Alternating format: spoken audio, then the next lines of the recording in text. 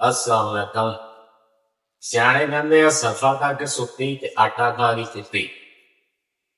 अल्लाह तला जे बंदियां नूं पैसे दिंदा ते उन्हां नूं खर्चण दा ही हौसला देवे। इत्थे बंदे कमाई करदे रहिंदे आ ते एंड ते हत्थ कुछ नहीं आंदा। ते तुसीं किसे बंदे नूं आरे ला दिओ, किसे दा जेह्ड़ा अपना निज़ाम चला दिओ, जे अल्लाह ताला ने तुहानूं दित्ता ही है। इत्थे ना साडे कोल बंदा इक ते उहदे कोल लखां रुपईए ते उहने बैंक च बनाए होए साल वास्ते ते आप लोकां तों उधारे मंगदा फिरदा।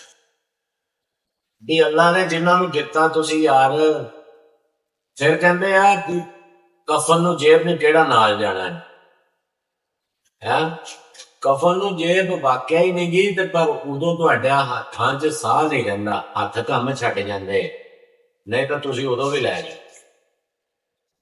आई ना समझ। ते बंदे जेह्ड़े बंदियां कोल कई लोग बेरोजगार बैठे आ, कोई रिश्तेदारां दियां, चलो गैर ने रिश्तेदारां दियां कोई धियां भैणां जवान ने, उन्हां नूं बूहे तो उठा दिओ, उन्हां दा फर्ज अदा कर दिओ। बड़े लोग बेरोजगार ने, इस तरह करके कुछ जगह यार रल मिल के निजाम चला दिओ। इसे तरह ना एक बंदा कसाई दे फट्टे ते गया गोश्त लैन ते पराडो ते आया, ਉਹਨੂੰ ਕਹਿੰਦਾ 1 ਕਿਲੋ ਗੋਸ਼ਤ ਦੇ ਦੇ ਤੇ ਉਹਦੇ ਖੜੇ ਹੀ ਇੱਕ ਟੁੱਟੀ ਜੀ ਗੱਡੀ ਤੇ ਬੰਦਾ ਆਇਆ ਤੇ ਉਹਨੂੰ ਆਣ ਕੇ ਕਹਿੰਦਾ 5 ਕਿਲੋ ਗੋਸ਼ਤ 3 ਕਿਲੋ ਕੀਮਾ ਬਣਾ। ਕਸਾਈ ਨੇ ਕਿਲੋ ਵਾਲੇ ਨੂੰ ਛੱਡਿਆ ਤੇ ਕੀਮੇ ਵਾਲੇ ਨੂੰ ਜਿਹੜਾ ਸੀ ਨਾ ਉਹਨੂੰ ਆਰਡਰ ਦੇਣ ਲਿਆ।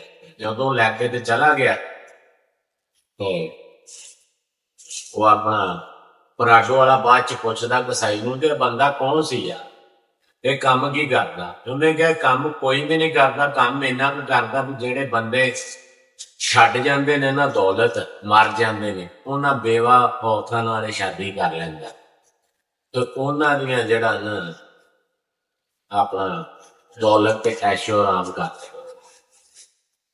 ਤੇ ਉਹ ਪਰਾਡੋ ਵਾਲਾ ਵੀ ਉਹਨੂੰ ਕਹਿੰਦਾ ਵੀ ਮੇਰਾ ਵੀ 5 ਕਿਲੋ ਗੋਸ਼ਤ ਬਣਾ ਤੇ 3 ਕਿਲੋ ਕੀਮਾ ਬਣਾ।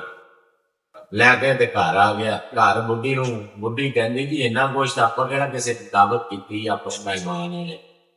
ਬੁੱਢੀ ਨੂੰ ਕਹਿੰਦਾ ਕਿ ਆਪਣਾ ਜਿਹੜਾ ਨਾ ਆਪਣੇ ਪੈਸਿਆਂ ਤੇ ਆਪ ਹੀ ਐਸ਼ ਕਰਨੀ ਹੈ। ਤੇ ਉਹ ਕਹਿੰਦੀ ਭਲਿਆ ਲੋਕਾਂ ਤੇਰੇ ਆ, ਤੂੰ ਹੀ ਐਸ਼ ਆਰਾਮ ਕਰਨਾ ਜੋ ਵੀ ਇਹਨੇ ਨਾਲ ਕਰਨਾ।